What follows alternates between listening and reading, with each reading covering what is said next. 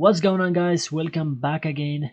In the previous video we have seen the implementation of this homepage, like loading the image from the Firebase and putting them inside this nicely viewed Pinterest. In this video we will add the details for this video. If you click on this image, it will show you another screen with the full screen size of the image, where you can download or you can come back to the homepage. So let's get started with our application and implement the details for it. First, we have to create another file called details.dart, whatever you call it. So inside my details screen, I need a variable to take the link for the image from our home screen into our details screen. So I will define a variable here. I will pass the variable the link of the image from home page inside this page and assign it into the URL variable. So this time I will not have an app bar here because I want this detail screen to be full screen and have a nice and clear view of the image. I'll directly go with the body and implement that.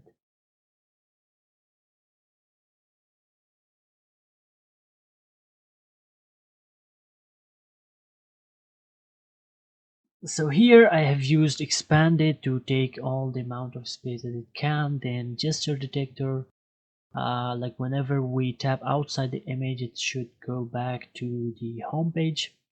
Then hero, we also use the hero here. I told you it's because it's smoothly transferring from one page to another page. It's mostly used for animations. I just use it the basic part. Now inside the column we have to have another column for having the download bar and download button.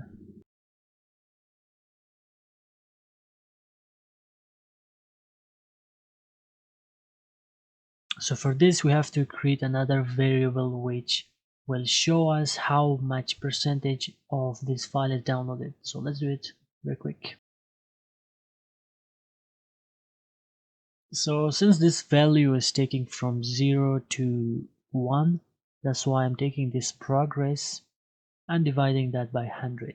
Later on I will assign this progress to be updated runtime with the amount of percentage that the file has been downloaded, so don't worry about that. I will do that at the end.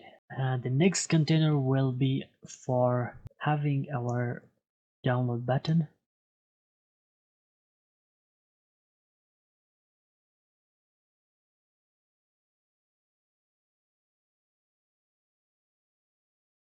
So here we have already imported this image downloader package. We can simply use that to download image or anything else, but here we are downloading the image. After downloading and giving the URL from the variable that we have, then we will specify the destination. I have specified the destination inside the downloads folder of the Android. So that is basically it for our design. This is for download button and this is for showing the progress, and this one guy here is for showing the image. Now let's update our download progress runtime and assign it to this variable, because the variable will be showing the value here at runtime.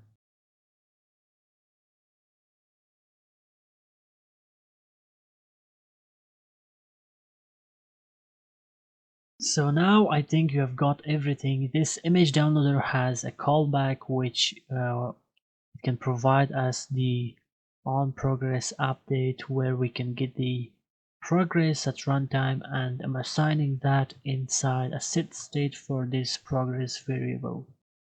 So it will update the progress and show us the progress in the progress bar that we have designed down below here.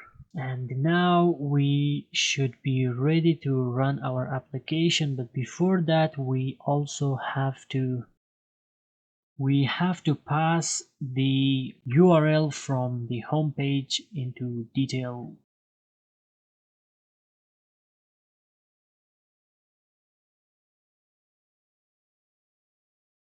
So by untapping this gesture detector, it means each item in the home, we will route our page to detail, and then we will also pass the URL of the current image for detail. Let's save our application and rerun it and see how it works.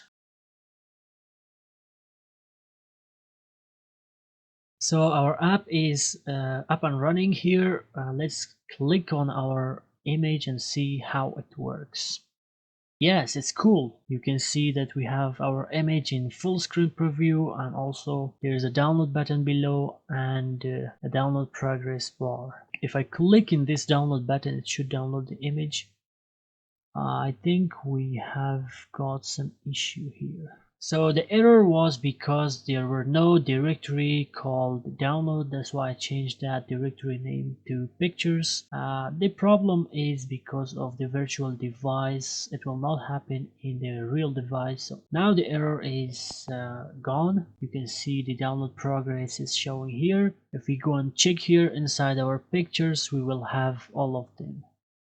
So another feature for this was whenever we were clicking on the image, it should go back. As you can see right now, we have a very weird going in and back because inside our home page we have the app bar, but inside this view we don't have any app bar. So that's why it just kinda shakes. So let's just remove that app bar from here as well and make it a full screen application. So now it looks very nice.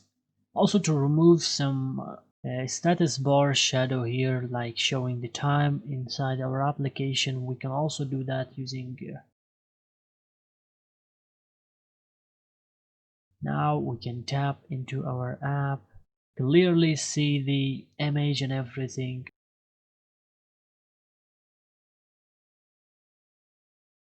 Now look at this, look at the cool application which is full screen, no debug label. It's like a real app. So if you like the video, don't forget to like and subscribe. I will be thankful for it. And if you face any problem, just comment down your problem. I will answer it on time in not longer than 10 minutes. Also, the source code for this complete application will be available inside my GitHub. You can go ahead, copy it from there if you face any problem. Also, don't forget to give me a star for this project in GitHub. I also need that, and I will be appreciated for you. And thank you for watching. Don't forget to subscribe and like, and I will see you in the next video.